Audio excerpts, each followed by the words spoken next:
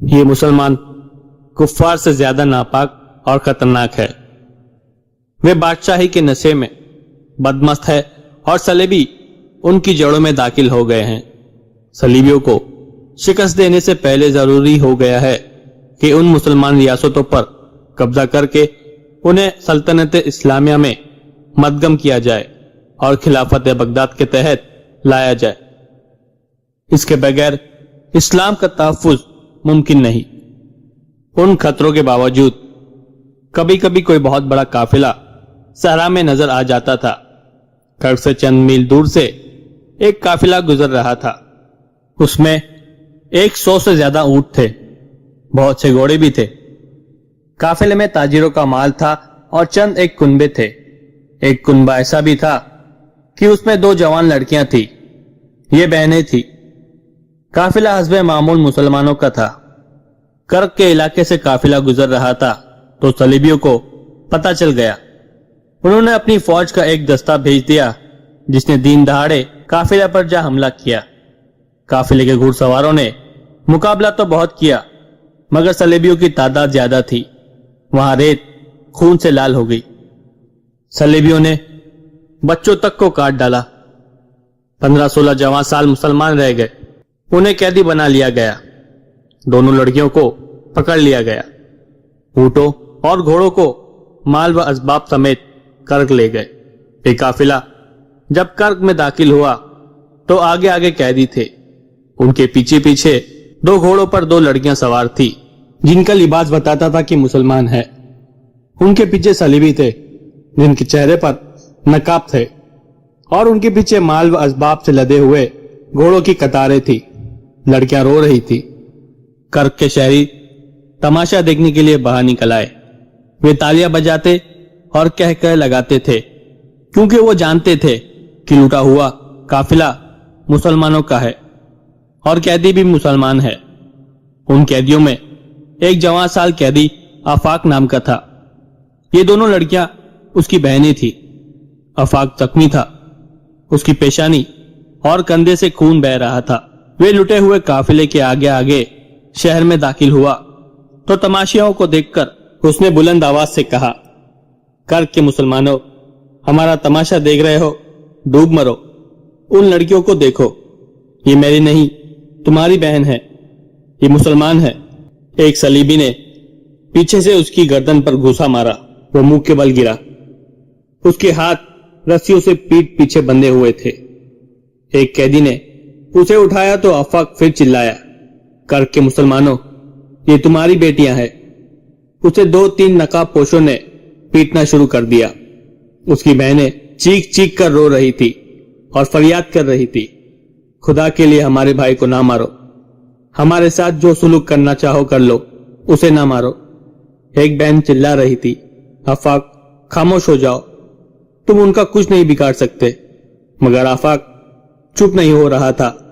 تماشائیوں میں مسلمان بھی تھے جو اپنا خون پی رہے تھے مگر بے بس تھے۔ ان کی غیرت ان کی نظروں کے سامنے سے گزرتی جا رہی تھی اور وہ دیکھ رہے تھے۔ ان میں نوجوان مسلمان بھی تھے اور ان میں عثمان سارم بھی تھا۔ اس نے اپنے نوجوان دوستوں کی طرف دیکھا، سب کی آنکھیں لال تھی اور دل زور زور سے دھڑک رہے تھے۔ عثمان سارم تھوڑی دور تک اس قافلے کے ساتھ چلتا رہا۔ آگے ایک غریب سا موچی بیٹھا تھا جو لوگوں کے جوتے مرمت کیا کرتا تھا۔ بدقسمت قافلہ اس کے سامنے سے بھی گزرا۔ اس نے بھی آفاق کی للکار اور لڑکیوں کی آواز سنی۔ آفاق کے چہرے کو خون سے لال دیکھا، اس پر صلیبیوں کا ظلم ہوتا بھی دیکھا، لیکن اس طرح دیکھا جیسے اس نے کچھ بھی نہیں دیکھا۔ اس موچی کو نہ کبھی کسی نے مسجد جاتے دیکھا نہ گرجے میں۔ وہ یہودیوں کی عبادت گاہ میں بھی کبھی نہیں گیا تھا۔ اس کی طرف وہی توجہ دیتا تھا جسے جوتے مرمت کروانا ہوتا تھا۔ اسے کبھی کسی نے بولتے بھی نہیں سنا تھا۔ وہ خلق کراندہ ہوا انسان تھا جسے صلیبیوں کے ساتھ بھی کوئی دلچسپی نہیں تھی اور اسلامیوں کے ساتھ بھی کوئی واسطہ نہیں تھا۔ عثمان سارم چلتے چلتے اس موچی کے قریب سے گزرنے لگا تو رک گیا۔ قیدی آگے نکل گئے، گھوڑے جا رہے تھے۔ جب آخری گھوڑا گزر گیا तो उस्मान सारिम ने दोनों जूते उतार कर मोची के आगे रख दिए और उसके सामने बैठ गया। मोची किसी का जूता मरम्मत कर रहा था। उसने उस्मान सारिम को सर उठाकर देखा भी नहीं। उस्मान ने इधर उधर देखकर सरगोशी में कहा, उन दोनों लड़कियों को आज रात आजाद कराना है। जानते हो ये लड़कियां रात को कहां होगी? मोची ने सर उठाए बगैर इतनी धीमी आवाज में पूछा कि उस्मान सारिम के सिवा कोई और नहीं सुन सकता था। जानता हूं, उस्मान सारिम ने जवाब दिया, सलीबी बादशाहों के पास होगी, लेकिन हम में से किसी ने भी वो जगह अंदर से नहीं देखी। मैंने देखी है, मोची ने अपने काम में मगन रहकर कहा। वहां से लड़कियों को निकालना मुमकिन नहीं। तुम किस मर्ज की दवा हो? उस्मान सारिम ने ऐसे लहजे में कहा जिसमें जज्बात और लर्जा और गुस्सा था। कहने लगा, हमारी रहनुमाई करो। अगर हम लड़कियों तक पहुंच गए और पकड़े गए तो लड़कियों की गर्दन काट देंगे।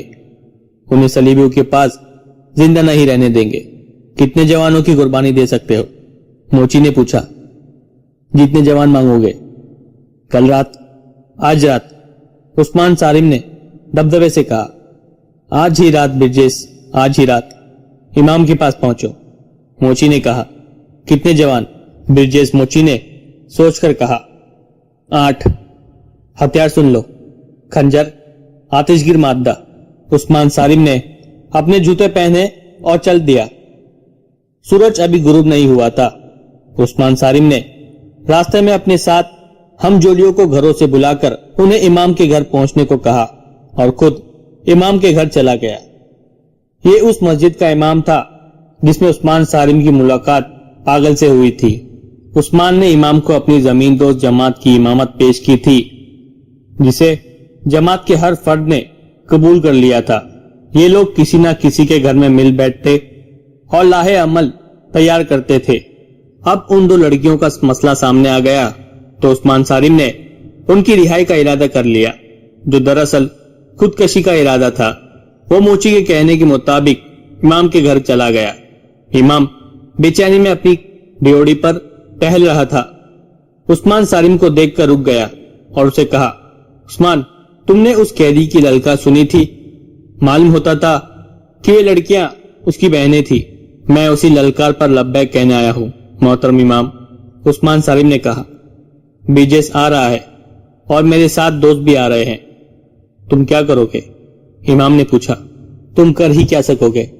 मैं जानता हूं कि हमारी बेशुमार लड़कियां काफिरों के कब्जे में है, लेकिन उन दो लड़कियों ने मुझे इम्तिहान में डाल दिया है। उसने मुंह ऊपर करके गहरी आह भरी और कहा, या खुदा, मुझे सिर्फ एक रात के लिए जवान कर दे, या आज ही रात मेरी जान ले ले।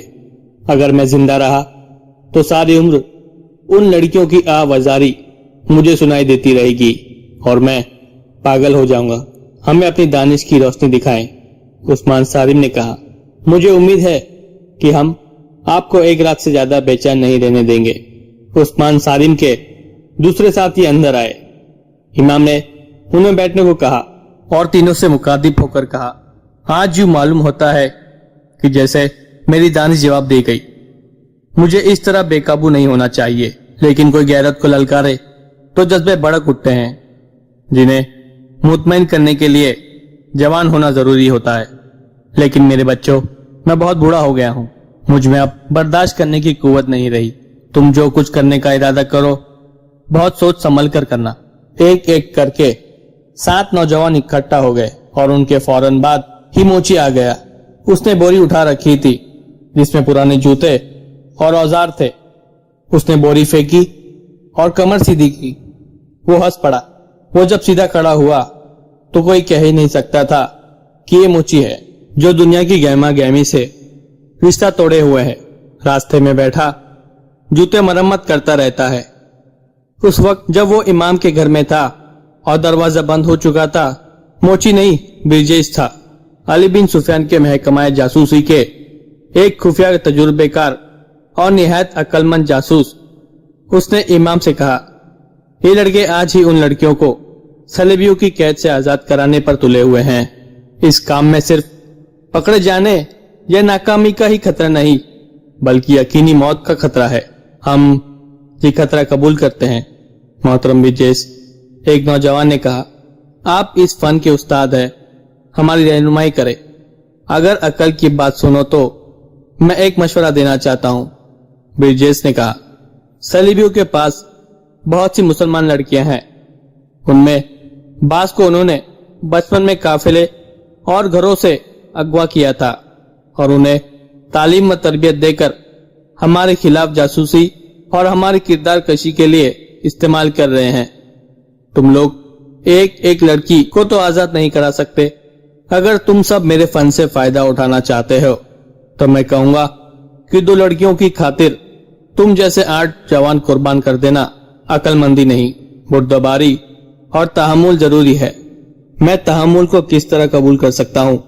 उस्मान सारिम ने भड़क कर कहा। मेरी तरह, ब्रिजेश ने कहा। क्या मैं पेशे का मोची हूं? मैं जब मिस्र में होता हूं तो मेरी सवारी के लिए अरबी घोड़ा तैयार रहता है और मेरे घर में 2 मुलाजिम है, मगर यहाँ 3 महीनों से रास्ते में बैठा लोगों के गलीज जूते मरम्मत करता रहता हूँ। मैं तुम्हें 2 लड़कियों की आजादी के लिए पूरे कर्क और उसके आगे के बहुत वसी इलाके को आजाद कराने के लिए जिंदा रखना चाहता हूँ। बर्दाश्त करो, इंतजार करो। उस्मान सारिम और उसके साथों दोस्त बर्दाश्त की हदों से निकल चुके थे। उनकी बातों से पता चलता था कि उनमें इंतजार की भी हिम्मत नहीं रही। वे किसी की रहनुमाई के बगैर ही उस जगह पर हमला करने को तैयार थे जहां तवक्को थी कि लड़कियां होगी। उन्होंने इमाम की भी बातें सुनने से इनकार कर दिया। आखिर ब्रिजेश ने उसे बताया कि इसके 2 जासूस उस जगह मामूली मुलाजिम हैं जहां सलीबी हुक्मरां रात को इकट्ठा होते हैं और शराब पीते हैं। ये दोनों जासूस ईसाइयों के बेस में शुरू की फतह के बाद वहां से भागने वाले ईसाइयों के साथ आए थे। उन्हें यहाँ नौकरी मिल गई थी और वे कामयाब जासूसी कर रहे थे। तुम सबने वो इमारत देखी है जहां वे सलीबी हुक्मरां जो हमारी फौज के खिलाफ लड़ने के लिए बर्तानिया, इटली, जर्मनी वगैरह से आए हुए हैं, रहते हैं। इस इमारत में एक बड़ा कमरा है जहां वे शाम के बाद इकट्ठा होते, शराब पीते और नाचते हैं। उनकी तफरीह के लिए लड़कियां मौजूद होती हैं। वे आधी रात तक वहीं उधम मचाते रहते हैं। तुमने देखा है कि वो जगह जरा ज्यादा बुलंदी पर है जहां से पूरा शहर नजर आता है। वहां फौज का पहरा भी होता है। इस इमारत तक पहुंचना मुमकिन नहीं। कोई आम आदमी बल्कि कोई खास शहरी भी इस इमारत के करीब नहीं जा सकता। ये मालूम कर सकता हूं कि वे 2 लड़कियां कहां होगी, मगर उन तक रसाई का तरीका सिर्फ यह है कि हमारी फौज बाहर से अभी हमला करते। इस सूरत में तमाम हुक्मरान और फौजी हुक्काम इस इमारत से चले जाएंगे और हमला रोकने में लग जाएंगे। मगर आज रात हमला नहीं हो सकता। ये भी नहीं कहा जा सकता कि सलाउद्दीन अयूबी कब हमला करेंगे। जरूरत हमले की है। इमाम ने ब्रिजेश से वजाहत चाही। दूसरे लफ्जों में जरूरत यह है कि इस इमारत में जितने लोग हैं वे वहां से चले जाए और लड़कियां वहीं रह जाए। इस सूरत में आप ये कहना चाहते हैं कि हमारे बच्चे इस इमारत में दाखिल होकर लड़कियों को उठा लाए? जी हाँ, ब्रिजेश ने अपने तजुर्बे की बुनियाद पर खुद एतमादी से कहा। अगर शहर के अंदर कोई बड़ा शदीद और खतरनाक हंगामा हो जाए, कहीं आग लग जाए और आग जंगी साजो सामान को लगे, तो शायद हुक्मरां और दीगर लोग वहां से निकलकर मौका वारदात पर चले जाएं।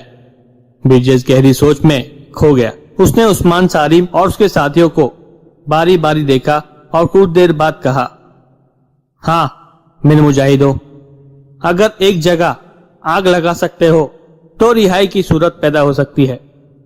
जल्दी बताओ मोहतरम, उस्मान सारिम ने बेसब्र होकर पूछा। कहाँ आग लगानी है? कहो तो सारे शहर को आग लगा दे। तुम सब ने वो जगह देखी है जहां सलीबियों की फौज के घोड़े बंधे रहते हैं, ब्रिजेश ने कहा। वहां इस वक्त कमाबेश 600 घोड़े बंधे हुए हैं, बाकी मुख्तलिफ जगहों पर बंधे हैं। उनके करीब इतनी ही तादाद ऊंटों की बंधी हुई है। उनसे जरा ही परे घोड़ों के खुश घास के पहाड़ खड़े हैं। उससे थोड़ा हटकर फौज के खेमों के ढेर पड़े हुए हैं, घोड़ा गाड़ियां भी खड़ी है और ऐसा सामान बेशुमार पड़ा है जिसे फौरन आग लग सकती है, मगर इसके इर्द गिर्द संतरी घूमते फिरते रहे होते हैं।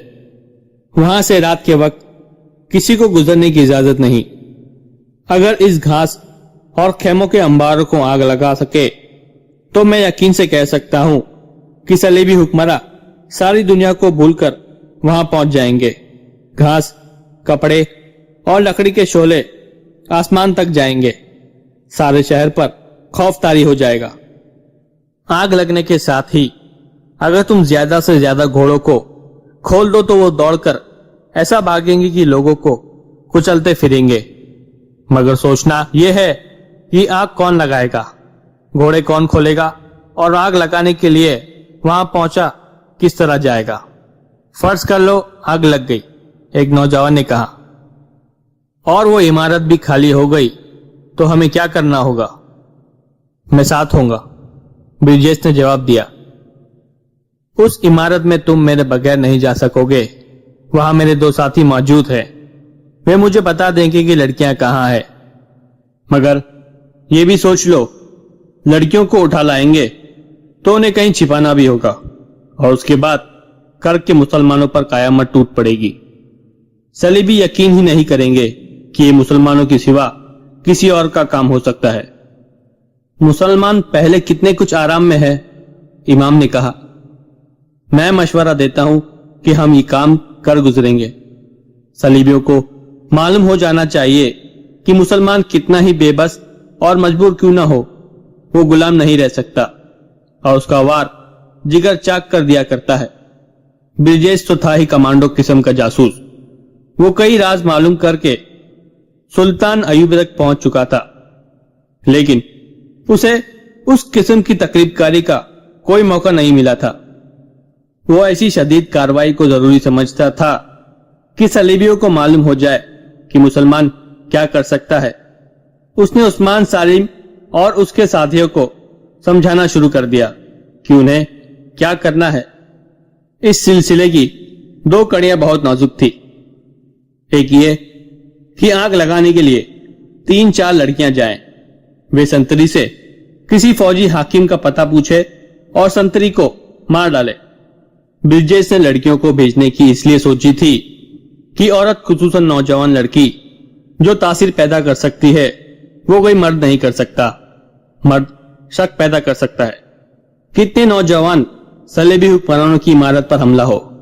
ब्रिजेश और इमाम ने मुत्तफिका तौर पर कहा कि ज्यादा ना हो, यही 8 हो तो बेहतर है, क्योंकि ज्यादा हुजूम नजर आ सकता है और किसी न किसी के पकड़े जाने का खतरा ज्यादा होगा। फिर यह मसला पैदा हुआ कि इतनी दिलेर लड़कियां कहां से मिलेगी। उस्मान सालिम ने कहा कि एक उसकी बहन अलनूर होगी। एक और नौजवान ने कहा कि दूसरी उसकी बहन होगी। बाकी छह नौजवानों में से किसी की बहन नहीं थी। उम्मीद जाहिर की गई कि ये 2 लड़कियां अपनी अपनी सहेलियों को ले लेंगी। ब्रिजेश ने उन लड़कियों को उनका काम समझाने की जिम्मेदारी अपने ऊपर ली। सूरज गुरूब हो गया था। इमाम मस्जिद के एक तरफ चला गया। बाकी सब एक एक करके बाहर निकले। सबसे आखिर में ब्रिजेश बाहर निकला। वो फिर वही मुची था जिसे कुछ खबर नहीं थी कि उसके इर्द गिर्द क्या हो रहा है। वो झुका झुका इस तरह मरी हुई चाल जा रहा था जैसे सारी दुनिया के रंजोगम का बोझ उसके कांधों पर गिर पड़ा है। उस्मान सालिम अपने घर से अभी कुछ दूर था कि उसे रैनी अलेक्जेंडर मिल गई। वो उस्मान की बहन अलनूर की गहरी सहेली बनी हुई थी। दोनों बहन भाई चाहते थे कि वे उनके घर न आया करे, लेकिन उस्मान सालिम उसे अचानक घर आने से रोककर किसी शक में नहीं डालना चाहता था। रैनी उसके साथ बेतकल्लुफ होने की कोशिश किया करती थी, जिससे उस्मान को यह ख्याल भी आता था कि वो उसका किरदार खराब करके उसका कौमी जज्बा मारना चाहती है। उस शाम रैनी रास्ते में मिल गई। उसने उसको मुस्कुरा कर देखा और रोकना चाहा, मगर रैनी रुक गई और उसका रास्ता रोक लिया। उस्मान सालिम को ऐसी कोई डर नहीं था कि वो मुसलमान है اور ایک عیسائی لڑکی کے ساتھ راز و نیاز کی باتیں کرتا پکڑا گیا تو سزا پائے گا۔ وہ جانتا تھا کہ صلیبی اور یہودی انہیں دیکھ کر خوش ہوں گے کہ ان کی ایک لڑکی ایک مشتبہ مسلمان کو اپنا گرویدہ بنا رہی ہے۔ وہ رک گیا اور بولا، میں ذرا جلدی میں ہوں رینی۔ تمہیں کوئی جلدی نہیں عثمان، رینی نے دوستانہ لہجے میں کہا۔ کیا تم اتنی آسانی سے مجھ سے پیچھا چھڑا سکو گے؟ میں تم سے پیچھا چھڑانے کی تو نہیں سوچ رہا۔ جھوٹ نہ بولو عثمان، رینی نے مسکرا کر کہا۔ میں تمہارے گھر سے آ رہی ہوں۔ تمہاری بہن نے مجھے صاف کہہ دیا ہے کہ یہاں اب کم آیا کرو۔ عثمان ناراض ہوتا ہے۔ کیوں عثمان؟ یہ بات تم خود کیوں نہیں کہہ دی؟ عثمان صارم خاموش رہا۔ اس کی بہن نے جلد بازی سے کام لیا تھا، اس کے لیے جواب دینا مشکل ہو گیا۔ اسے خاموش دیکھ کر رینی نے کہا، مجھے یہ تو بتا دو کہ میں تمہارے گھر کیوں نہ آیا کروں؟ عثمان صارم کی ذہنی حالت کچھ اور تھی۔ وہ جلدی میں تھا اور اس کے جذبات بھڑکے ہوئے تھے۔ وہ ٹالنے کے لیے کوئی موضوع جواب نہ سوچ سکا۔ اس کے منہ سے وہی بات نکل گئی جو اس کے دل میں تھی۔ اس نے کہا، رینی، معلوم نہیں میں تمہیں کیوں نہ کہہ سکا کہ ہمارے گھر نہ آیا کرو۔ اب سن لو، ہماری آپس میں کتنی ہی محبت کیوں نہ ہو، ہم قومی لحاظ سے ایک دوسرے کے دشمن ہیں۔ تم ذاتی محبت کی بات کرو گی، مگر میں قومی محبت کا قائل ہوں جو صلیب اور قرآن میں کبھی پیدا نہیں ہو سکتی۔ یہ میرا وطن ہے۔ تمہاری قوم یہاں کیا کر رہی ہے؟ جب تک تمہاری قوم کے آخری آدمی کا بھی وجود یہاں رہے گا، ہم ایک دوسرے کے دوست نہیں بن سکتے۔ میرے دل جو کچھ تھا وہ تمہیں بتا دیا ہے، اور میرے دل میں جو کچھ ہے وہ سن لو، رینی نے کہا۔ میرے دل سے تمہاری محبت نہ صلیب نکال سکتی ہے اور نہ قرآن۔ سن لو عثمان، اگر تم نے مجھے اپنے گھر آنے سے روکا تو ہم دونوں کے لیے اچھا نہیں ہوگا۔ تم مجھے دھمکی دے سکتی ہو، تم حکمراں قوم کی لڑکی ہو نا؟ عثمان صارم نے تحمل سے کہا۔ اگر میرے دماغ میں حکمرانی کا نشہ ہوتا تو تم یہاں نہ کھڑے ہوتے، قید خانے میں گل سڑ رہے ہوتے۔ رینی نے کہا، کیا تم یہ سمجھ بیٹھے ہو کہ مجھے تمہارے متعلق کچھ معلوم نہیں؟ کہو تو تمہاری زمین دوز کارروائیوں کی تفصیل سنا دو۔ کہو تو تمہارے گھر سے وہ سارے خنجر، تیر کمان اور آتش کی مادہ برآمد کرا دوں جو تم نے اپنے گھر میں میری قوم اور میری حکومت کے خلاف استعمال کرنے کے لیے چھپا رکھا ہے، اور جو تمہیں گھر میں رکھنے کی اجازت نہیں۔ النور کو تم تیگ زنی سکھا رہے ہو، اور تمہارے ساتھ جو دوست ہمارے خلاف کام کر رہے ہیں، میں ان میں سے کئی ایک کو جانتی ہوں۔ لیکن عثمان صارم، تم نہیں جانتے، تمہارے اور قید خانے کے درمیان میرا وجود حائل ہے۔ تم جانتے ہو کہ میرا باپ کیا ہے اور وہ کیا نہیں جانتا اور کیا نہیں کر سکتا۔ وہ 5 مرتبہ گھر میں بتا چکا ہے کہ عثمان کی گرفتاری ضروری ہو گئی ہے۔ میں نے 5 مرتبہ باپ سے منت کر کے کہا ہے کہ عثمان کی بہن میری بڑی پیاری سہیلی ہے اور اس کا باپ ایک ٹانگ سے معذور ہے۔ 2-3 بار میرے باپ نے مجھے ڈانٹ کر کہا ہے کہ میں تم لوگوں سے تعلق توڑ لوں گا۔ مجھے یہ بھی کہا گیا ہے کہ مسلمان اس قابل نہیں ہے کہ ان کے ساتھ اتنی زیادہ محبت اور مروت کی جائے، لیکن میں ماں باپ کی اکیلی اولاد ہوں۔ وہ مجھے ناراض بھی نہیں کرنا چاہتے۔ سورج غروب ہونے لگا تھا، شام تاریک ہونے لگی تھی۔ عثمان صارم خاموش رہا، اس کا ذہن کسی اور طرف تھا۔ وہ کچھ جواب دیے بغیر چل پڑا۔ ابھی 2 ہی قدم اٹھائے تھے کہ رینی نے آگے آ کر اسے اس طرح روک لیا۔ مجھے آزاد کر دو رینی، عثمان صارم نے اکھڑے ہوئے لہجے میں کہا۔ مجھے پتھر بن جانے دو، میرا راستہ کوئی اور ہے، ہم اکٹھا نہیں چل سکیں گے۔ محبت قربانی مانگتی ہے، رینی نے نشیلی آواز میں کہا۔ کہو کیا قربانی مانگتے ہو؟ جو جی میں آئے کرو، میں تمہیں قید نہیں ہونے دوں گی، اور میں تم سے وعدہ کرتا ہوں، عثمان صارم نے طنزیہ انداز میں کہا، کہ میں تمہیں بتاؤں گا ہی نہیں کہ میرے جی میں کیا آئی ہے اور میں کیا کرنے والا ہوں۔ میں تمہارے اس حسین جسم اور ریشمی بالوں کے جادو میں نہیں آؤں گا، تو پھر مجھے ثابت کرنا پڑے گا कि मैं तुम्हारे लिए कुर्बानी कर सकती हूं। रैनी ने कहा, जाओ उस्मान, तुम जल्दी में हो, लेकिन मैं तुम्हारे घर आने से बाज नहीं आऊंगी। उस्मान सारिम दौड़ पड़ा। रैनी उसे देखती रही और आह भर कर चली गई। उस्मान सारिम घर में दाखिल हुआ तो ब्रिजेश वहां पहुंच चुका था।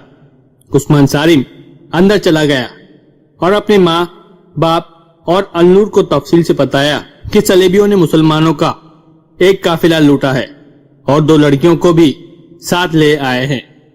उसने तमाम तर वाकया सुनाया और कहा कि वो अपने साथियों के साथ उन लड़कियों को आजाद कराने के लिए जा रहा है और इस मुहिम में अलनूर की भी जरूरत है। उस्मान सालिम के बाप की टांग सलीबियों के खिलाफ जवानी में लड़ते हुए कट गई थी और वो बाकी उम्र इस अफसोस में काट रहा था कि वो जिहाद की काबिल नहीं रहा। उसने उस्मान से कहा, बेटा, अगर तुमने इतने खतरनाक काम का इरादा कर लिया है तो मुझे यह ना सुनना पड़े कि तुमने अपने साथियों के साथ गद्दारी की है। इस काम में पकड़े जाने का इम्कान ज्यादा है। अगर तुम पकड़े गए और तुम्हारे साथी निकल आए तो जान दे देना, अपने साथियों के नाम पते ना बताना। मैं तुम्हें सलाउद्दीन अयूबी की फौज के लिए जवान कर रहा था, लेकिन तुम्हारी बहन की शादी करके तुम्हें रुखसत करने की सोची थी। जाओ और मेरी रूह को मुतमईन करो। एक बात और सुन लो, मैं किसी से ये कहलवाना नहीं चाहता कि तुम्हारी रगों में सारिम का खून नहीं था। बाप ने बेटी को भी इजाजत दे दी। उस्मान सारिम ने उसे बताया कि ब्रिजेश डीओडी में बैठा है और वो इस मुहिम की कमान और रहनुमाई करेगा। बाप डीओडी में ब्रिजेश के पास चला गया।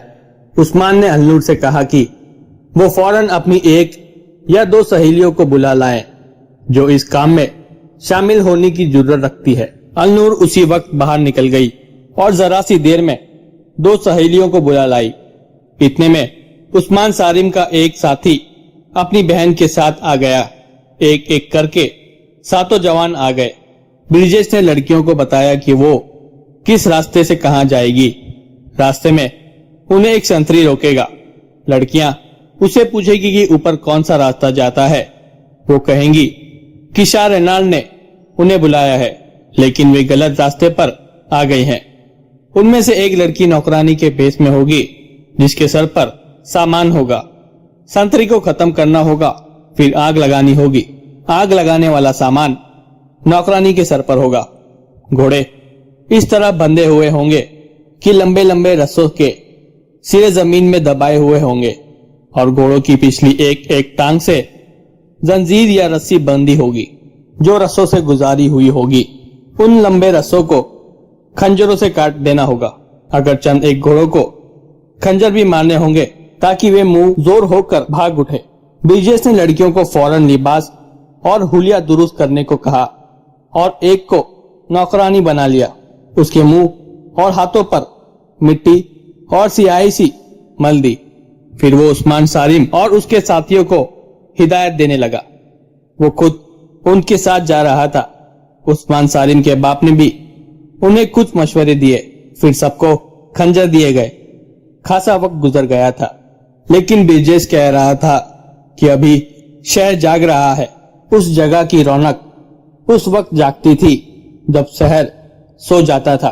तैयारियों में वक्त गुजरता गया और रवानगी का वक्त हो गया। सबको अकेले अकेले जाना और एक तय शुदा मकाम पर मिलना था।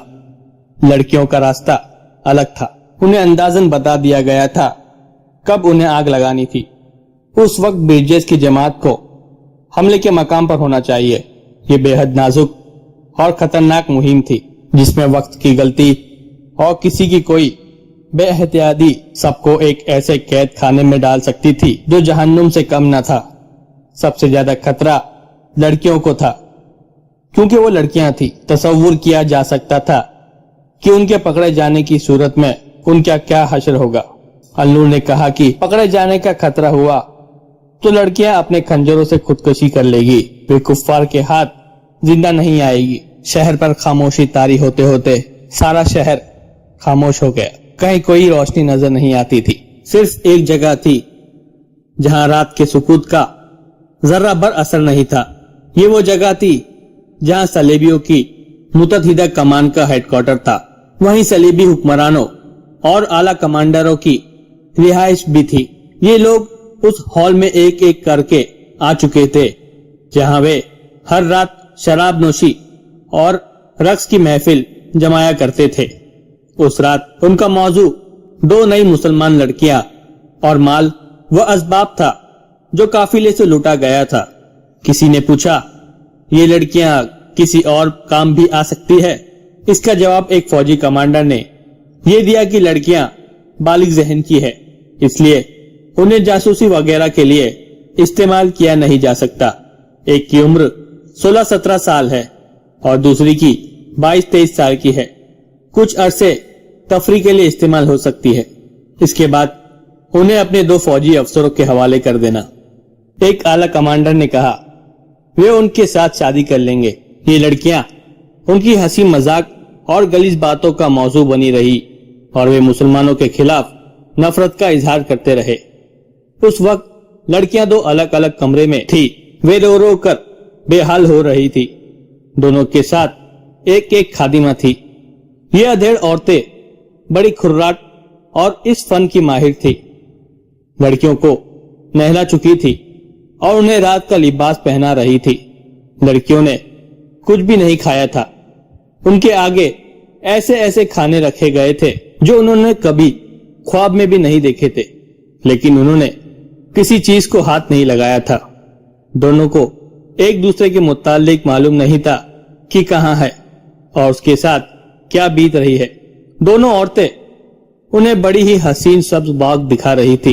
एक को बताया जा रहा था कि उसे फ्रांस के बादशाह ने पसंद किया है जो उसे जर जवारात से लाद देगा। दूसरी को जर्मन की मलिका बनने का ख्वाब दिखाया जा रहा था। इसके साथ उन्हें बड़े प्यार से धमकियां भी दी जा रही थी कि अगर उन्होंने उन बादशाहों को नाराज किया तो वे उन्हें फौजी सिपाहियों के हवाले कर देंगे। ये लड़कियां सहराई देहात की रहने वाली थी। कोई ऐसी बुजदिल भी नहीं थी, लेकिन बेबस हो गई थी। अपने तहफ्फुज में कुछ भी करने के काबिल नहीं रही थी। उनके माँ बाप और बड़े भाई ने उनकी अस्मत की खातिर सलीबी इस्तेबदाद के इलाके से हिजरत की थी, मगर सलीबियों के फंदे में आ गए। लड़कियां पकड़ी गई, माँ बाप मारे गए, भाई कैद हो गया। खुदा के सिवा उनकी मदद करने वाला कोई नहीं था। वे कैद से निकल भागने के भी काबिल नहीं थी। वे रोती थी तो खुदा को ही याद करती और खुदा को ही मदद के लिए पुकारती थी। अपनी इज्जत के अलावा अपने भाई आफाक के लिए वे बहुत परेशान थी। उस वक्त आफाक बेगार कैम्प में तड़प रहा था। वो जख्मी भी था और उसे पीटा भी बहुत गया था। पहले के कैदी शाम के वक्त रोजमर्रा की मशक्कत से आए थे। उन्होंने अपने नए कैदियों को देखा, उनकी भी बीबिता सुनी। उनमें सिर्फ आफाक जख्मी था, किसी ने उसकी मरहम पट्टी नहीं की थी। 3-4 कैदियों ने कुछ दवाएं और मरहम और कुछ देसी दवाइयां छिपा कर रखी हुई थी। रात को उन्होंने आफाक के जख्म साफ किए और मरहम भरकर ऊपर कपड़े बांध दिए। आफाक को अपने जख्मों का दर्द महसूस नहीं हो रहा था। उसका जहन अपनी बहनों की तरफ था कि उसकी बहनें कहां होगी और वो कैद से किस तरह भाग सकता है। कैदियों ने साफ अल्फाजों में बता दिया था कि उसकी बहनें कहां होगी और उनके साथ क्या सुलूक हो रहा होगा। उसे बताया गया कि उस कैद खाने की कोई दीवार नहीं और उन्हें बेड़ियां भी नहीं डाली गई। फिर भी वो यहां से भाग नहीं सकता क्योंकि संतरी घूम फिर रहे हैं और अगर वो यहां से निकल भी जाए तो जाएगा कहां? कहीं ना कहीं पकड़ा जाएगा। उसकी सजा इतनी अजियतनाक मौत होगी जिसका वो तसव्वुर भी नहीं कर सकता। उसे बताया गया कि यहाँ कई सालों से कैदी पड़े हैं जो कर्क ही के रहने वाले हैं, लेकिन भागने की जुर्रत नहीं करते। वे जानते हैं कि वे पकड़े ना गए तो सलेबी उनके पूरे खानदान को कैद खाने में डाल देंगे। बहनों को इन तमाम मजबूरियों और खतरों के बावजूद आफाक फरार और बहनों को रिहा कराने की सोच रहा था। उसका जिस्म चलने के भी काबिल नहीं था। कैदी दिन भर थके मादे बेहोशी की नींद सो गए और आफाक जाग रहा था। लड़कियां पकड़ी गई हों उस्मान सारिम ने सरगोशी में कहा। खुदा को याद करो उस्मान, ब्रिजेश ने कहा। हम इस वक्त मौत के मुंह में हैं। दिल से तमाम खौफ निकाल दो और खुदा को दिल में बैठा लो। तुम्हें दूसरे लड़कों पर भरोसा है? पूरा भरोसा है, उस्मान ने कहा। उनकी फिक्र ना करो, मुझे लड़कियों की फिक्र है। खुदा को याद करो, ब्रिजेश ने कहा। हम चोरी करने नहीं आए, अल्लाह मदद करेगा। उस वक्त उस्मान सारिम और ब्रिजेश घर में नहीं थे। वे उस इमारत से जिसमें लड़कियां थी इतनी दूर झाड़ियों में छिपे हुए थे जहां से इमारत उन्हें अपने सर पर खड़ी नजर आ रही थी। उनके साथ साथी बिखर कर उनकी तरह छिपे हुए थे। ब्रिजेश ने उन्हें अच्छी तरह बता दिया था कि कौन से इशारे पर उन्हें क्या करना है। उस्मान सारिम को उन 4 लड़कियों का गम था जो फौजी सामान और घास को आग लगाने के लिए गई थी। उनमें उसकी अपनी बहन अलनूर भी थी। उस वक्त तक आग लग जानी चाहिए थी। तवक्को ये थी कि अगर स्कीम कामयाब रही तो आग के शोले उठेंगे, फैलेंगे। इस इमारत से भी कमांडर आग की तरफ भागेंगे, जो एक कुदरती रद्द अमल था, क्योंकि फौजी सामान को आग लग जाने की सूरत में वो अपनी महफिल ऐश व तरब में मगन नहीं रह सकते थे। उनके जाते ही उन नौजवानों को इमारत पर टूट पड़ना था, मगर लड़कियों को गए बहुत वक्त हो गया था। शायद संतरी ने उन्हें रोककर वापस भेज दिया होगा। लड़कियां अभी संतरी तक नहीं पहुंची थी, क्योंकि संतरी वहां था ही नहीं। संतरी का ना होना खतरा था, क्योंकि जिंदा रहने की सूरत में वो उन्हें आग लगाते पकड़ सकता था। लड़कियों ने संतरी को ढूंढना शुरू कर दिया। वे खुश खास के पहाड़ों जैसे ढेरों के पास से गुजर रही थी। अंधेरे में उन्हें खेमों के अंबार नजर नहीं आ रहे थे। वे इकट्ठी जा रही थी। उन्हें एक जगह डंडे से बंधी हुई मशाल का शोला नजर आया। वे उधर चली गई। संतरी सामने आ गया। मशाल का डंडा जमीन में गड़ा हुआ था। संतरी ने मशाल उठा ली और लड़कियों के करीब आकर उन्हें रोका। वो लड़कियों का भड़कीला लिबास और सज धज देखकर मरूब हो गया। उनके साथ एक नौकरानी थी जिसने सर पर गठरी सी उठा रखी थी। संतरी ने उनसे पूछा कि वो कौन है और कहां जा रही है। मालूम होता है कि हम गलत रास्ते पर आ गई हैं, अलून ने बड़ी शौक हंसी से कहा। शाह रेनाल का दावतनामा आया था। हमने रात को आने का वादा किया था। जरा देर हो गई तो किसी ने बताया कि ये रास्ता छोटा है। यहाँ तो आगे मालूम होता है कि घोड़े वगैरह बंधे हुए हैं। हम किधर जाएं? एक मामूली से संतरी पर रौब तारी करने के लिए रेनाल का नाम ही काफी था। वो जानता था कि सलीबी बादशाह किस किमाश के लोग हैं। रेनाल ने इन लड़कियों को ऐश व इशरत और नाच गाने के लिए बुलाया होगा। लड़कियों के लिबास, उम्र, शक्ल व सूरत और अलनूर की बात करने का अंदाज और खिलन दरा सा अंदाज बता रहा था कि ये उसके आला हुक्काम के मतलब की लड़कियां हैं। उसने उन्हें रास्ता बताना शुरू कर दिया। एक लड़की उसके पीछे हो गई और इतनी जोर से खंजर उसकी पीठ में घोंपा कि दिल को चीरता हुआ आगे निकल गया। उसके हाथ से मशाल गिर पड़ी। अलनूर ने मशाल पर दोनों पांव रखकर मशाल का शोला बुझा दिया। बाकी लड़कियों ने संतरी के दिल में अपना खंजर दाखिल कर दिया। संतरी की आवाज भी ना निकली। ब्रिजेश ने उन्हें बताया था कि घास में आग लगेगी तो उसकी रोशनी में उन्हें खेमों के ढेर और गाड़ियां नजर आ जाएंगी। घास के पहाड़ तो उन्हें अंधेरे में भी नजर आ रहे थे। जो लड़की नौकरानी बनी हुई थी उसने जल्दी से सिर से गठरी उतारी। उसमें आतिशगीर मादा और आग लगाने का सामान था। उन्होंने घास के एक ढेर को आग लगा दी, फिर दूसरे और तीसरे को, और जरा सी देर में तमाम ढेरों को आग लग गई। अब खतरा बढ़ गया था क्योंकि रोशनी हो गई थी। थोड़ी दूर उन्हें लिपटे हुए खेमों के ढेर नजर आ गए। ये कपड़ा था, इसे आग लगाना मुश्किल ना था।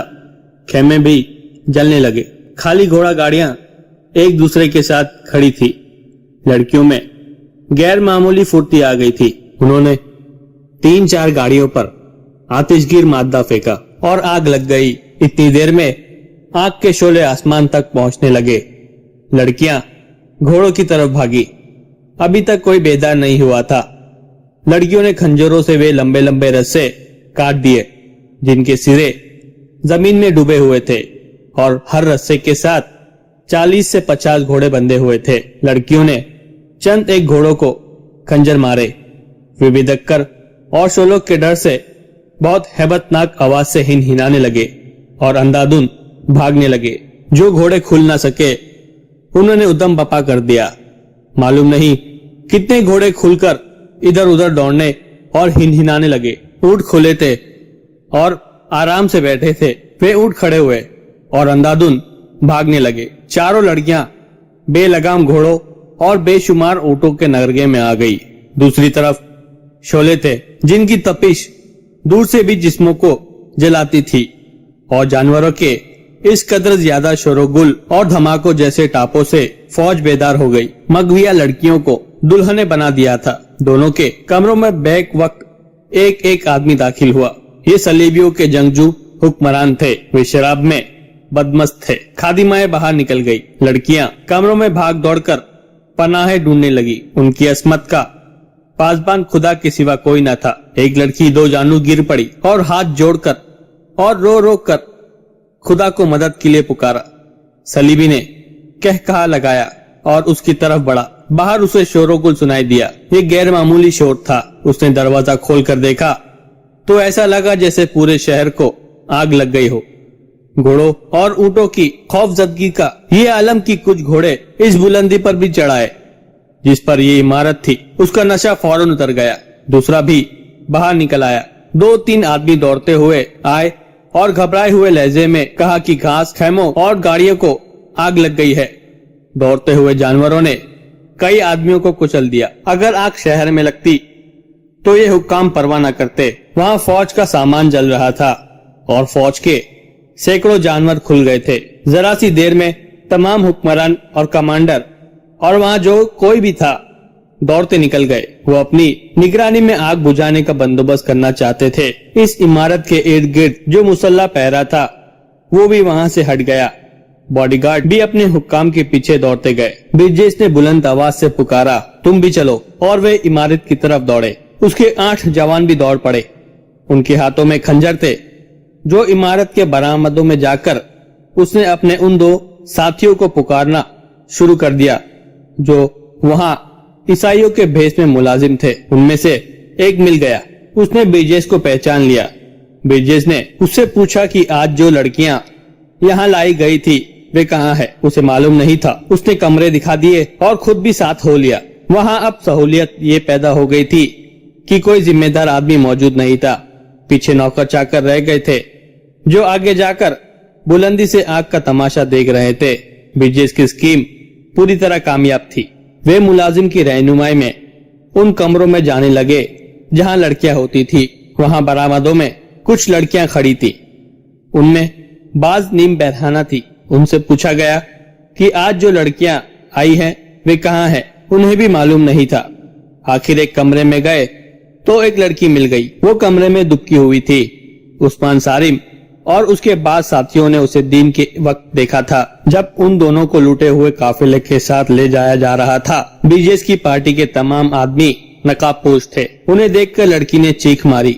ब्रिजेश ने उसे बताया कि वे मुसलमान है और उसे रिहा करने आए हैं, मगर वो लड़की इतनी डरी हुई थी कि उनके हाथ नहीं आ रही थी। उन्होंने उसे जबरदस्ती उठा लिया। दूसरे कमरे में उसकी बहन मिल गई। उसके रद्द अमल भी यही था। उसे भी जबरदस्ती उठाया गया। दूसरी लड़कियां जो एक अरसे से सलेबियों के पास थी ये मंजर देख रही थी। वे उन आदमियों को डाकू समझकर इधर इधर भाग गई। मगविया बहनें चीख पुकार कर रही थी। उन्हें ब्रिजेश ने गुस्से से कहा कि वे सब मुसलमान हैं और उन्हें मुसलमान घरानों में ले जाकर छिपाएंगे। बड़ी ही मुश्किल से उन्हें खामोश किया गया और जाबाजों की ये जमात वहां से निकल गई। आग का मंजर बेहद खौफनाक था। शोले तवक्को से ज्यादा ऊंचे जा रहे थे और दूर दूर तक फैल गए और फैलते चले जा रहे थे। घोड़ों और ऊंटों ने सारे शहर में कयामत बर्पा कर रखी थी। सारा शहर जाग उठा था। गलियों में, सड़कों पर और मैदानों में उन जानवरों ने इस कदर दहशत फैला दी थी कि लोग दुबक कर घरों में बैठ गए थे। और आग ने जो दहशत फैलाई थी इससे बाज लोग घरों से भागने की तैयारी करने लगे थे। अफरा तफरी और भगदड़ मची हुई थी। सुल्तान अयूबी के जासूस भी वहां मौजूद थे। वे अक्लमंद और मौका शानाज थे। उन्होंने आग आग भागते दौड़ते जानवरों और अफरा तफरी देखी तो ये मालूम किए बगैर कि ये क्या मामला है, ये मशहूर कर दिया कि सलाहुद्दीन अयूबी की फौज शहर में दाखिल हो गई है और शहर को आग लगा रही है। ये अफवाह मुसलमानों के लिए हौसला अफजा थी। ईसाइयों और यहूदियों के होश उड़ गए। ये अफवाह आग की तरह सारे शहर में फैल गई। गैर मुस्लिमों ने भागना शुरू कर दिया। सलेबी हुक्मरां और आला हुक्काम आग की जगह पहुंचे तो वहां कोई इंसान नहीं था। उन्होंने भी यही समझा कि मुसलमानों की फौज किले में कहीं नकाब लगाकर आ गई है। उन्होंने फौज को किले की दिफा के लिए जंगी तरतीब में फौरन चले जाने का हुक्म दिया और इस फौज के कुछ हिस्से को किले के बाहर जाने को कहा। 2-3 कमांडर दौड़कर किले की दीवार पर चढ़े और बाहर देखा। बाहर खामोशी थी, किसी तरफ से हमला नहीं हुआ था। किले का अकाबी दरवाजा खोल दिया गया ताकि फौज बाहर जा सके। रात के वक्त किले का दरवाजा नहीं खोलता था, लेकिन इस ख्याल से दरवाजा खोल दिया गया कि सुल्तान अयूबी का कोई जाबाज दस्ता अंदर आ गया है जिसने भगदड़ मचा दी है। ये बाहर के हमले का पेश खेमा है। फौज आ रही होगी। इस फौज को शहर से दूर रोकने के लिए सलीबियों ने रात को ही फौज बाहर भेज दी और दरवाजा खोलने का खतरा मोल ले लिया। ये फैसला दरअसल घबराहट में किया गया था और ये एक गलत फैसला था। बाज गैर मुस्लिमों ने जो अकाबी दरवाजे के करीब थे देख लिया कि दरवाजा खुल गया है। वे अंधाधुंध दरवाजे की तरफ भागे। उन्हें देखकर दूसरे शहरी भी उनके पीछे गए। वहां से फौज गुजर रही थी। शहरियों का सैलाब आ गया जिसे कोई ना रोक सका। आग फैलती जा रही थी। घोड़ा गाड़ियों के करीब ही रसद की बोरियों के अंबार थे। बहुत सा दीगर इकसाम का सामान भी पड़ा था। आग पर काबू पाना जरूरी था, मगर पानी की किल्लत थी। न कोई तालाब था न कोई नदी। शहर में थोड़े से ही कुएं थे, लेकिन पानी लाने वाला कोई न था। शहरी घरों में छिप गए थे या भाग रहे थे। ये काम फौज कर सकती थी। फौज की कुछ नफरी को बुलाया गया और उसके साथ ही किसी को उन मुसलमान कैदियों का ख्याल आ गया जो बेकार कैंप में पड़े हुए थे। फौरन हुक्म दिया गया कि कैदियों को इस ऐलान के साथ ले आओ कि वे आग पर काबू पा ले तो उन्हें सुबह के वक्त रिहा कर दिया जाएगा। कैदी बाहर के शोर से जाग उठे थे और संतरी उन्हें डंडे से मार मार कर सो जाने को कह रहे थे। इतने में हुक्म आ गया कि कैदियों को पानी लाने और आग पर फेंकने के लिए ले चलो। रिहाई का ऐलान भी किया गया। उनमें आफाक भी था। इसका जिस्म ठंडा होकर ज्यादा दुखने लगा था। उसने एक कैदी से कहा, सलेबियों की सल्तनत जल जाए, मैं आग बुझाने नहीं जाऊंगा। पागल ना बनो, एक कैदी ने उसे कहा। उन लोगों ने कह दिया है कि आग बुझाओ और कल रिहा हो जाओ, लेकिन ये धोखा है। ये काफिर झूठ बोलते हैं। तुम हमारे साथ चलो और भाग निकलो। हम नहीं भाग सकते क्योंकि ये लोग हमारे घरों से वाकिफ है। तुम निकल जाना। जाऊंगा कहाँ? कैदी ने उसे अपने घर का पता बताकर कहा, मैं कोशिश करूंगा कि मौका महल देखकर तुम्हें अपने घर पहुंचा दूं, लेकिन वहां ज्यादा दिन ना रुकना क्योंकि सलीबी मेरे सारे कुनबे सजा देंगे। कैदियों को सलीबी ले गए और उन्हें तकसीम करके मुख्तलिफ कुओं पर ले जाया गया। फौजी पानी निकाल रहे थे। कैदियों ने मशकीजे उठाने शुरू कर दिए। वे दौड़ दौड़ कर जाते और आग पर पानी फेंकते थे। 1-2 चक्करों में संतरी उनके साथ रहे, मगर ये मुमकिन नहीं था। कैदी और फौज गुड़मुड़ हो गए। किसी को किसी का होश न रहा। सलेबी कमांडर घबराहट में सबको गालियां दे रहे थे। इतने में घोड़ों का डरा हुआ रेवट दौड़ता हुआ आया। आग बुझाने वाले कैदी और फौजी उनके जद में आ गए। सब इधर उधर भाग उठे। बाज कुचले भी गए और इसके फायदे उठाते हुए वे पुराना कैदी आफाक को अपने साथ ले गया। मुसलमानों को कोई खतरा नहीं था। वे खुश थे कि मुसलमान फौज आ गई है। कैदी अपने घर में दाखिल हुआ। उसका सारा खानदान जाग रहा था। उसे देखकर सब बहुत मसरूर हुए, लेकिन उसने आफाक को उनके हवाले करके कहा, इसे छिपा लो और जल्दी शहर से निकाल देना। मैं नहीं रुक सकता। सलेबियों ने कल रिहाई का वादा किया है। इसे अभी कोई नहीं जानता। अगर मैं यहाँ रुक गया तो शायद कभी भी रिहाई नहीं मिलेगी। क्या ये सच है कि सलाउद्दीन अयूबी की फौज अंदर आ गई है? कैदी के बाप ने पूछा। कुछ पता नहीं, कैदी ने जवाब दिया। आग बहुत जोर की है, मालूम नहीं कब बुझेगी। अगर हमारी फौज नहीं आई तो फिर हम ये खतरा कैसे मोल ले सकते हैं? कैदी के बाप ने कहा। ये आदमी खुद ही निकल जाएगा, कैदी ने कहा। ये कल यहां से निकल जाएगा, उसका हमें कोई खतरा नहीं, कैदी के बाप ने कहा। अभी अभी तुम्हारा छोटा भाई 2 मुसलमान लड़कियों को लाया है। उन्हें उसने और सारिम के बेटे उस्मान ने और उनके दोस्तों ने सलेबियों के शाही खाने से अगवा किया है। दोनों को हमने घर में छिपा लिया है। कौन है वे लड़कियां? कैदी ने पूछा। कहते हैं उन्हें कल एक काफिले से सलेबियों ने अगवा किया था, बाप ने जवाब दिया। उनका भाई सुना है कैद में है, आफाक ने तड़प कर पूछा। कहाँ है वे लड़कियां? जरा सी देर में आफाक अपनी बहनों को गले लगा रहा था। खुदा ने उनकी फरियाद सुन ली थी। ये बड़ा ही जज्बाती मंजर था। उनके माँ बाप मारे गए थे। उन्हें ऐसी मौजा नुमा मुलाकात की तवक्को नहीं थी। जिस कैदी का ये घर था वो दौड़कर बाहर निकल गया। वो कैद से भागना नहीं चाहता था। उसका छोटा भाई ब्रिजेश और उस्मान सारिम के साथ था। वो लड़कियों को घर छोड़कर कहीं चला गया था। वो अचानक आ गया। उसने लड़कियों से कहा, फौरन उठो, शहर से निकलने का मौका पैदा हो गया है। आफाक के मुतालिक उसे बताया गया कि वो इन लड़कियों का भाई है और कैद से फरार होकर आया है। उसने आफाक को भी अपने साथ लिया और बाहर ले गया। बाहर 3 घोड़े खड़े थे। ये ब्रिजेश का इंतजाम था। उसने दोनों बहनों को घोड़ों पर सवार किया और जब तीसरे घोड़े पर खुद सवार होने लगा तो उसे आफाक के मुतालिक बताया गया। उसने आफाक को तीसरे घोड़े पर सवार किया और खुद पैदल चल पड़ा। उसने इतना ही कहा, खुदा हाफिज दोस्तों, जिंदा रहे तो फिर मिलेंगे, और वो दौड़ पड़ा। वो शहर के अकबी दरवाजे की तरफ जा रहा था, जहां से डरे हुए शहरी का जुलूस बाहर को भाग रहा था। ये दरवाजा ब्रिजेश ने पहले से देख रखा था। शहर से निकलने का मौका पैदा हो गया था। उसने कहीं से 3 घोड़े पकड़े और ले आया। किसी सलेबी कमांडर ने देख लिया कि शहरी तो भाग रहे हैं। उसने दरवाजा बंद करने का हुक्म दे दिया।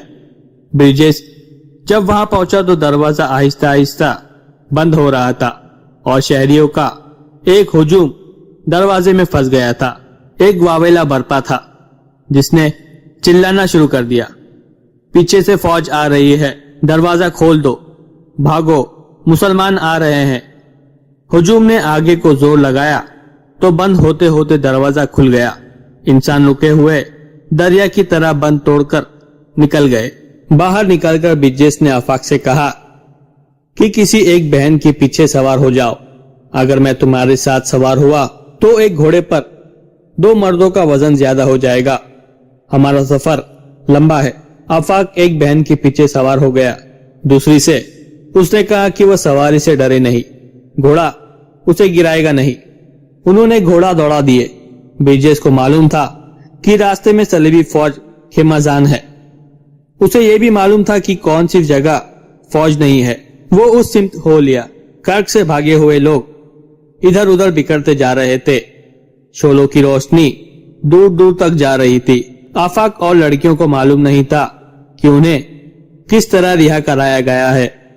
ब्रिजेश खामोश था। वो अगर बोलता तो सिर्फ इतना ही कि आफाक से उसकी खैरियत पूछता था और उसकी जो बहन घोड़े पर अकेली सवार थी इससे पूछ लेता था कि वो डर तो नहीं रही। कर्क के शोले हटते जा रहे थे और रात घोड़ों की रफ्तार के साथ गुजरती जा रही थी। सुबह तुलू हुई तो ब्रिजेश सुल्तान अयूबी की फौज के इलाके में दाखिल हो चुका था। उसने एक कमांडर से अपना तारुफ कराया और सुल्तान अयूबी के मुतालिक पूछा कि कहाँ होगा। कमांडर उसे अपने दस्ते के कमांडर के पास ले गया, जिसने उसे बता दिया کہ سلطان ایوبی کہاں ہو سکتا ہے۔ برجس اپنی اس کامیابی پر بے حد خوش تھا۔ اس نے صرف لڑکیوں کو صلیبیوں سے آزاد نہیں کرایا تھا بلکہ کرک میں آتش زنی جیسے تقریبی کارروائیاں کر کے صلیبی فوج کے غیر مسلم شہریوں کے جذبے پر خوف طاری کرایا تھا۔ وہ سلطان ایوبی کو یہ مشورہ دینا چاہتا تھا کہ کرک پر فوراً حملہ کر دیا جائے۔ کرک کی صبح بڑی بھیانک تھی، شعلوں کی بلندی اور تندی ختم ہو گئی تھی، لیکن آگ ابھی تک سلگ رہی تھی۔ صلیبی فوج کی رسد اور جانوروں کا تمام تر خشک چارہ جل چکا تھا۔ خیموں کے علاوہ بھی بے شمار جنگی سامان نظر آتش ہو گیا تھا۔ کچھ اونٹ زندہ جل گئے تھے۔ تمام گھوڑوں اور اونٹ رات بھر دوڑ دوڑ کر تھک گئے اور اب سارے شہر میں آوارہ پھر رہے تھے۔ جگہ جگہ ان لوگوں کی لاشیں پڑی تھی جو بے لگام گھوڑوں اور بے ہمار اونٹوں کی زد میں آ کر کچلے گئے تھے۔ فوجی اور قیدی ابھی تک کنووں سے پانی لا کر پھینک رہے تھے۔ صلیبی حکام ابھی تک یہ سمجھ رہے تھے کہ سلطان ایوبی کی فوج اندر آ گئی ہے، لیکن وہاں ایسا کوئی آثار موجود نہیں تھے۔ انہوں نے قلعے کی دیواروں پر جا کر ہر طرف دیکھا۔ باہر صلیبیوں کی اپنی فوج قلعے کے ارد گرد موجود تھی۔ اسلامی فوج کا دور دور تک نام و نشان نہیں تھا۔ اب یہ تفتیش کرنی تھی کہ آگ کس طرح لگی۔ اس سنتری کی لاش ملی جسے لڑکیوں نے خنجروں سے ہلاک کیا تھا، لیکن گھوڑوں اور اونٹوں نے اسے ایسی بری طرح روندا کہ خنجروں کے زخم پہچانے نہیں جاتے تھے۔ اس سے تھوڑی دور 4 جنانہ لاشیں ملی۔ یہ اس میدان میں پڑی ہوئی تھی جہاں گھوڑے اور اونٹ باندھے جاتے تھے۔ یہ تفتیش کرنے والا حاکم کوئی معمولی آدمی نہیں بلکہ صلیبیوں کی انٹیلیجنس کا ڈائریکٹر ہرمن تھا۔ اس میدان میں لاشیں تو اور بھی پڑی تھی، لیکن اسے 4 عورتوں کی لاشیں ملی۔ ان کے چہرے گھوڑوں کے پاؤں تلے آ کر مسخ ہو گئے تھے۔ جسم کا کوئی حصہ سلامت نہیں تھا۔ یہ لاشیں ایک دوسرے سے دور دور پڑی تھی۔ ان کے کپڑے تار تار ہو گئے تھے۔ خاک و خون میں ان کا اصل رنگ نظر نہیں آتا تھا۔ اتنا ہی پتا چلتا تھا کہ یہ زنانہ کپڑے ہیں۔ لاشیں دیکھ کر بھی یہ ثبوت ملتا تھا کہ یہ عورتیں ہیں۔ سب کے جسموں سے کھال اکھڑی ہوئی تھی۔ کئی جگہوں سے گوشت باہر آیا ہوا تھا۔ کئی ہڈیاں ننگی ہو گئی تھی اور ٹوٹی ہوئی بھی تھی۔ ہر لاش کے گلے میں جنجیر اور جنجیر کے ساتھ چھوٹی سی سلیب بندھی ہوئی تھی۔ یہ سلیبیں اس امر کا ثبوت تھا کہ یہ عورتیں عیسائی تھی۔ ہرمن اور فوجی افسر حیران تھے کہ عورتوں کی لاشیں یہاں کیوں پڑی ہے۔ یہ فوجی علاقہ تھا اور اس طرف سے کسی شہری کو گزرنے کی اجازت نہیں تھی، اور نہ ہی یہ عام گزرگاہ تھی۔ یہ تو جانوروں اور رسد وغیرہ کی جگہ تھی۔ وہاں چند اور لاشیں بھی پڑی تھی، وہ فوجیوں کی تھی۔ عورتیں رات کے وقت ادھر کیوں آئی؟ اس سوال کا جواب دینے والا کوئی نہ تھا۔ صرف قیاس آرائی کی جا سکتی تھی جو کی گئی۔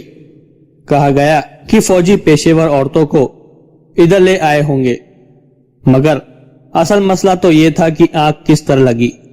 شہر کے مسلمانوں پر شک کیا جا سکتا تھا، لیکن مجرموں کا سراغ لگانا آسان نہیں تھا۔ حکم دے دیا کہ خفیہ پولیس اور فوج کے سراغ رسا شہر میں مشتبہ مسلمانوں کی چھان بین کرے، اور جس پر ذرا سے بھی شک ہو اسے قید میں ڈال کر اذیت رسا تحقیقات کرے۔ النور اور اس کی تینوں لڑکیوں کے گھر والے بہت پریشان تھے۔ لڑکیاں واپس نہیں آئی تھی۔ ڈر یہ تھا کہ پکڑی نہ گئی ہو۔ انہوں نے اپنا فرض مکمل کامیابی سے ادا کر دیا تھا، لیکن وہ ابھی تک لاپتہ تھی۔ عثمان سالم اور اس کے دوست ان تماشائیوں کے ہجوم میں جا کر کھڑے ہوئے جو آتش زدہ جگہ پر کھڑے تھے۔ وہاں انہیں پتا چلا کہ 4 عورتوں کی لاشیں ملی ہے۔ تھوڑی دیر بعد اعلان ہوا کہ 4 عورتوں کی لاشیں فلاں جگہ رکھ دی گئی ہے۔ تمام شہری انہیں دیکھ کر پہچاننے کی کوشش کرے۔ تماشائیوں کا ہجوم ادھر چلا گیا۔ عثمان سالم اور اس کے دوستوں نے اکٹھا رکھی ہوئی 4 لاشوں کو دیکھا۔ ان کی سلیبیں ان کے سینے پر رکھ دی گئی تھی۔